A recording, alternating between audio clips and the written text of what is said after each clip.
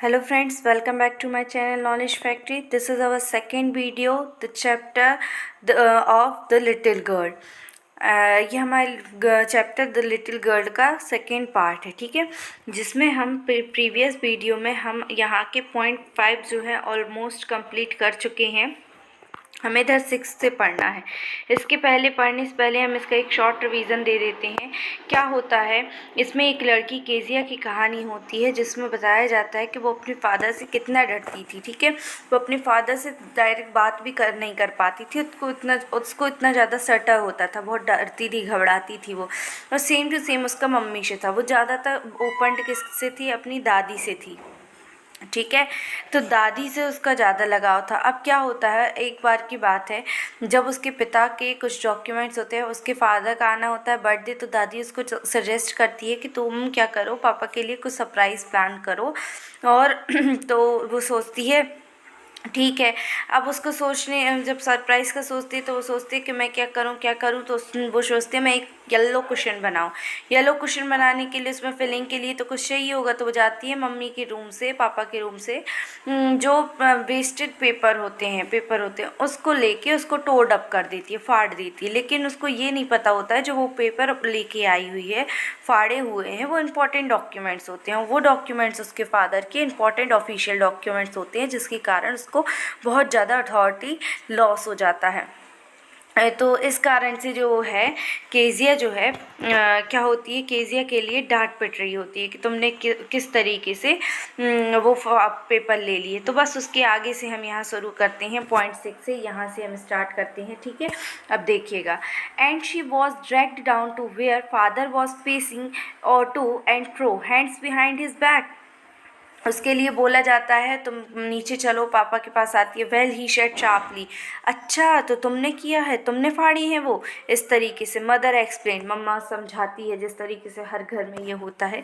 He stopped and start at the child, did you do that, no no no no, she whisper. मतलब उससे उसके पापा पूछते क्या तुम ही ने उन पेजेस को फाड़ा है, तो वो एकदम घबराते हुए कहती है नहीं नहीं मैंने नहीं किया, एकदम बहुत स्लो वॉइस में। Mother go up to her room and fetch down the damned things, damn thing. इसके बाद क्या होता है, वो जो होती है उसकी माँ होती है, उसके लिए रूम पे ले जाती है और कहती है इससे बुरा कोई बच्चा कर भी क्या सकता है। Crying too much to explain, she lay in the shadowed room watching the evening light make a sad little pattern on the floor. अब क्या होता है, वो बहुत ज़्यादा रोई होती है, अपने आप को एक्सप्लेन करने की कोशिश होती है, करती है, लेकिन क्या हो सकता है, उसने जो गलती की है उसका तो कुछ होगा नहीं।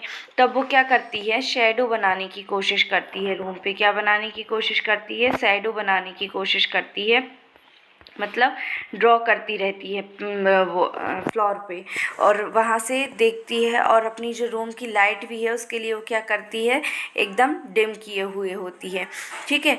Then father came in to the room with a ruler in his hand.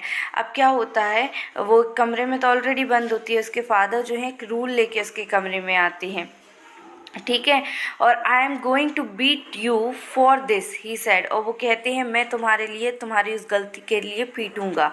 तो वो कहती है जो केजिया होती है, oh no no no, she screamed hiding under the bed clothes. और वो क्या डर के एकदम बेड क्लॉथ में, कपड़े के अंदर छुप जाती है।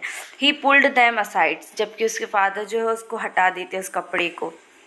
सेटअप, और बैठ जाने को कहते हैं, और कहते हैं उसको ऑर्डर देते हुए, ऑर्डर्ड फॉर्म में कहते हैं, and hold out your hands, you must be taught once and for all not to touch what does not belong to you.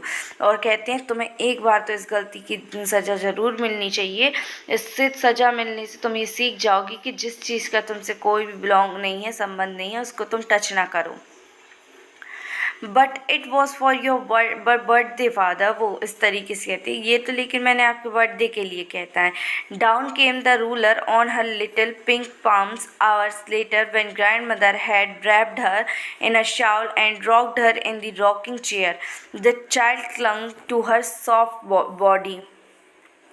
अब वो आती हैं, उसकी दादी उसको मतलब कि रैप ढर करती हैं, वो एकदम बहुत घबराई हुई होती है, उसको मतलब पिटाई भी होती है उसकी और घबराई हुई होती है और रॉकिंग चेयर के पास वो बैठी हुई होती है। इस तरीके से दादी आके उसको वो बहुत ज़्यादा क्या करती हैं, उसको कह सकते हैं ब्रैप्ड करने की कोशिश करती हैं कि वो शांत हो जाए। What did God make fathers for, she sobbed, मतलब वो उसको पसंद नहीं था ये सब चीज़ें, तो वो कहती क्यों भगवान ने बनाया है फादर को। ठीक है, here's a clean hankie darling, blow your nose, do to sleep at. You will forget all it in the morning. I tried to explain to father but he was too upset to listen tonight. दादी कहती हैं ये लो बेटा एक रुमाल लो, इससे अपनी nose blow करो, जो तुम्हारी हो रही है ब्लो हो रही है नोज़ उसके लिए क्लीन करो और वो सब चीज़ें भूल जाओ जो सुबह हुई हैं। और क्योंकि इस वजह से मैं एक्सप्लेन करूँगी कि फ़ादर ने ऐसा तुम्हारे क्यों किया है, मैं एक्सप्लेन करूँगी। ठीक है, क्योंकि वो बहुत ज़्यादा दुखी हैं जो तुमने उनके साथ, तुम्हारी जो गलती से उनको जो लॉस हुआ है। But the child never forget. Next time she saw him, she quickly put both hands behind her back and a red color flow into her cheeks.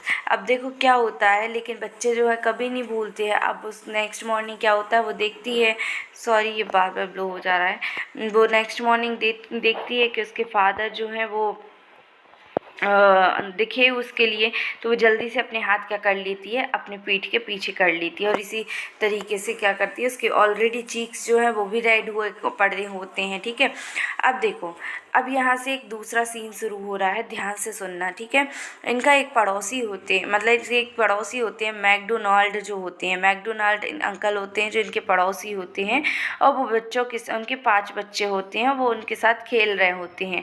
ठीक है, इस तरीके से खेल रहे होते हैं, आप देख सकते हैं ये इस तरीके से खेल रहे होते हैं। ठीक है, अब